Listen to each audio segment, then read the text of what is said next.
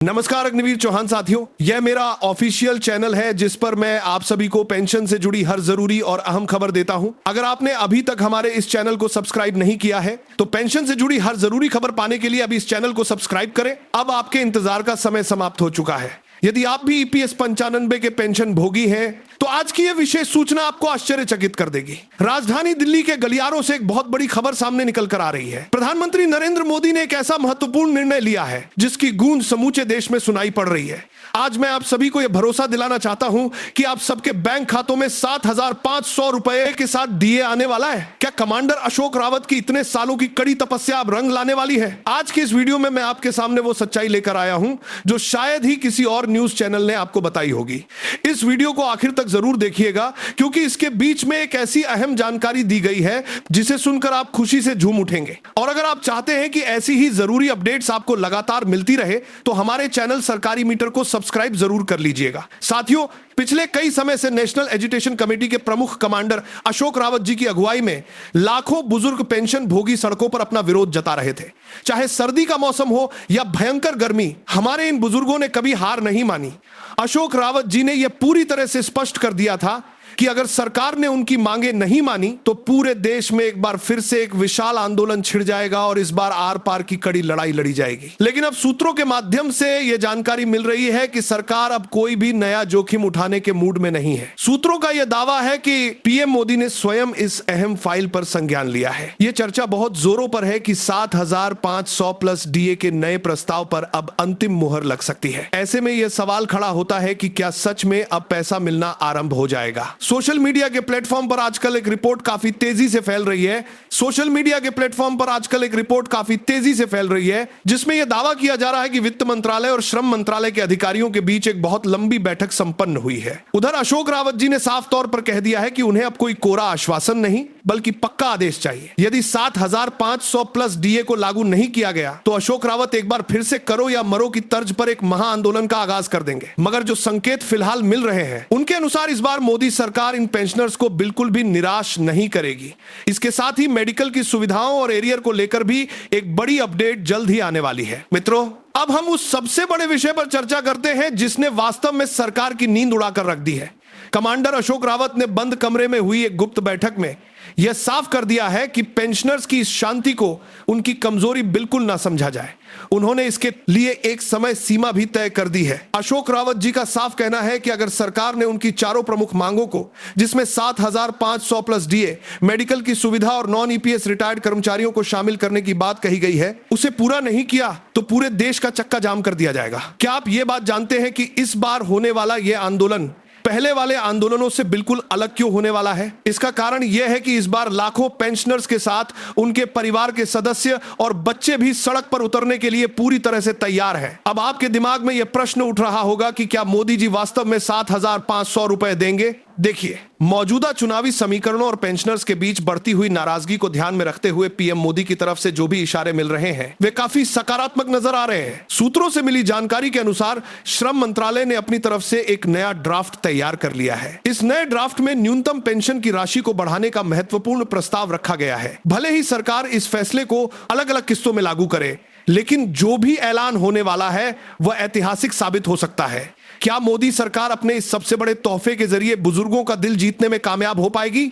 इसको लेकर सस्पेंस अभी भी बरकरार है, लेकिन आशा की किरण काफी तेज दिखाई दे रही है। अगर बैंक खाते में बढ़ी हुई पेंशन की रकम दिखाई दी तो यह सिर्फ एक साधारण अपडेट नहीं होगी बल्कि यह दशकों तक चले एक कड़े संघर्ष की सबसे बड़ी जीत मानी जाएगी। और अगर किसी भी कारण से इसमें कोई देरी हुई तो अशोक रावत के कड़े शब्दों के अनुसार आंदोलन की वह पुरानी चिंगारी फिर से भड़क सकती है। इसलिए आने वाले समय को ईपीएस 95 के पूरे इतिहास के सबसे अहम और निर्णायक दिन माना जा रहा है। और यही वो सबसे बड़ी वजह है कि इस खास अपडेट को हल्के में लेना किसी को भी भारी पड़ सकता है। मोदी जी की ओर से जो भी संकेत सामने निकल कर आए हैं उन्होंने सभी पेंशनर्स के भीतर एक नई ऊर्जा भर दी है। हालांकि अभी भी सरकार की तरफ से आने वाली अंतिम अधिसूचना का बेसब्री से इंतजार किया जा रहा है। मगर सूत्रों का यह पक्का कहना है कि ईपीएस 95 के अंतर्गत पेंशन में बढ़ोतरी को लागू करने की दिशा में काम बहुत ही तेजी से आगे बढ़ रहा है। और यही वह खास वजह है जिसके कारण सोशल मीडिया से लेकर जमीनी स्तर तक हर जगह सिर्फ एक एक ही सवाल गूंज रहा है, क्या इस बार वास्तव में 7,500 प्लस डीए खातों में आएगा? और अगर यह पैसा आएगा तो उसकी शर्तें क्या होंगी? क्योंकि इस पूरी लड़ाई में एक नाम जो सबसे ज्यादा उभर कर दुनिया के सामने आता है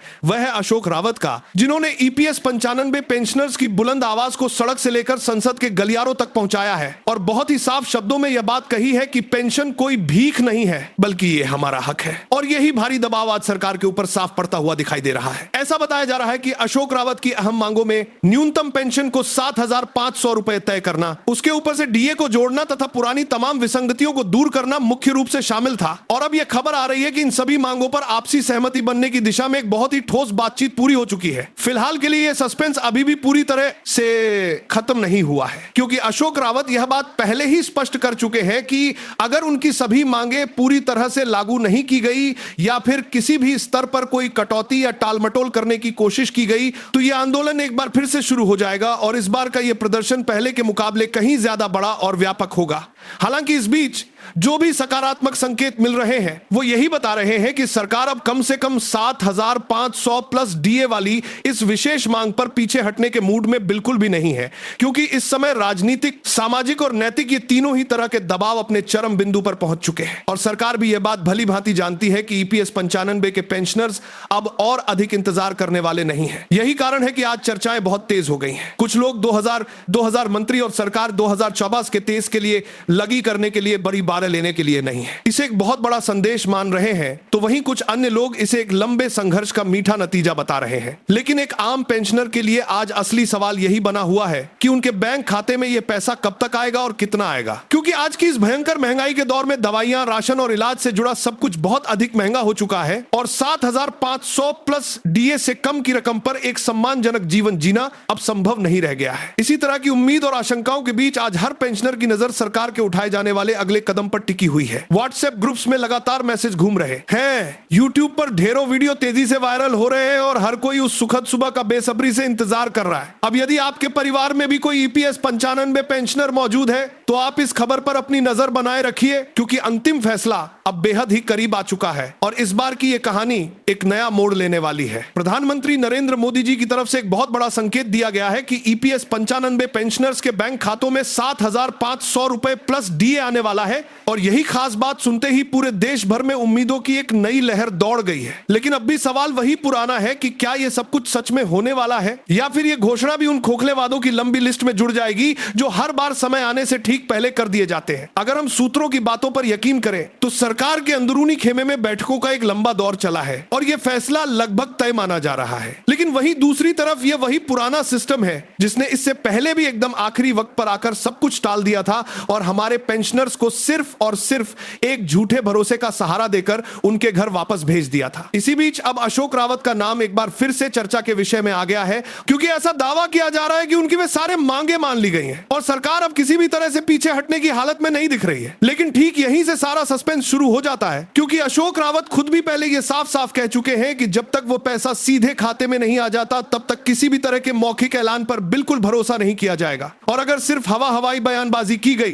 तो यह आंदोलन एक बार फिर से सड़कों पर उतर आएगा और इस बार का यह प्रदर्शन पहले से कहीं ज्यादा तेज होगा। इसमें सबसे दिलचस्प बात तो यह है कि सोशल मीडिया पर लगातार वायरल हो रही खबरें कुछ और ही कहानी बयां कर रही हैं। कहीं पर यह लिखा जा रहा है कि सोशल मीडिया पर पाती साल करते हैं और सोशल मीडिया पर इस बार कहीं ज्यादा तेज होगा। 7,500 प्लस डीए अब पूरी तरह से फाइनल हो चुका है, तो कहीं पर यह भी कहा जा रहा है कि इसका फायदा सिर्फ कुछ गिने चुने पेंशनर्स को ही मिल पाएगा और कहीं तो यह भी दावा किया जा रहा है कि यह पूरा मामला एक बार फिर से लटक सकता है और यह सारा भ्रम पैदा करना वही पुरानी राजनीतिक रणनीति लगती है जिसमें लोगों की उम्मीदों को जिंदा रखा जाता है लेकिन मुख्य फैसले को लगातार टालते रहा जाता है। अब पेंशनर्स के मन के भीतर सिर्फ एक ही डर बैठा हुआ है कि कहीं ऐसा ना हो जाए कि कोई बड़ा भाषण हो जाए, कोई नया बयान जारी कर दिया जाए और अंत में वही पुराना मैसेज उनके मोबाइल पर फिर से चमक जाए, क्योंकि ठीक ऐसा ही पहले भी कई बार हो चुका है। और इसी खास वजह से आज ईपीएस 95 के लोग पहले से ही डर रहे हैं। उन्हें आज भी वह हर समय अच्छे से याद है जब उनसे यह कहा गया था कि इस बार आपकी पेंशन जरूर बढ़ेगी, लेकिन हर बार सिर्फ एक ही सवाल। इसकी डबल देखते हैं कि वो आज है कि सामने आता है कि क्या इस बार किए गए वे सारे वादे सच साबित होंगे या फिर यह भी एक और नया राजनीतिक जुमला ही साबित होकर रह जाएगा, क्योंकि जब तक बैंक खाते में 7,500 प्लस डीए नहीं आ जाता, तब तक आने वाली हर खबर, किया जाने वाला हर दावा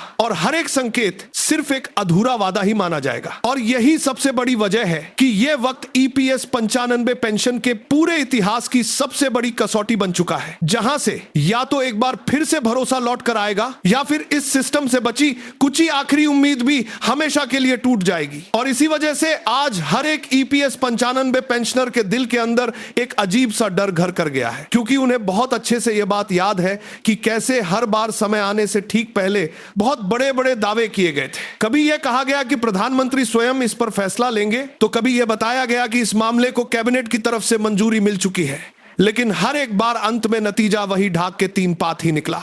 हर बार सिर्फ बयानों को ही बदला गया है।